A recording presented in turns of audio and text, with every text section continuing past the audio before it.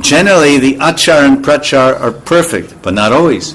And Chaitanya Charitamrita, Sanatana Goswami is well aware of the situation that many people speak the tattva, many ishvaras, many gaudiyas or many spiritual teachers, they speak the tattva correctly, but they may not behave quite perfectly. Very true. So then he told Haridas Thakur Haridas, he said, I'm not so smart with verses and things, I'm a little slow, and with everything, for that matter. But at any rate, it's there, and Chaitanya Charitamrita, he said, Sanatana Goswami is glorifying Namacharya Thakur Haridas Thakur.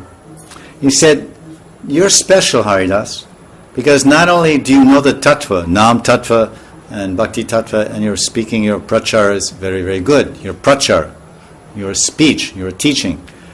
But your behavior is very good. You sleep hardly any, you don't sleep anything, you're always chanting. And you don't just eat a little Jagannath Prasad from the hand of Gauranga. Very pakka behavior. You are acharya.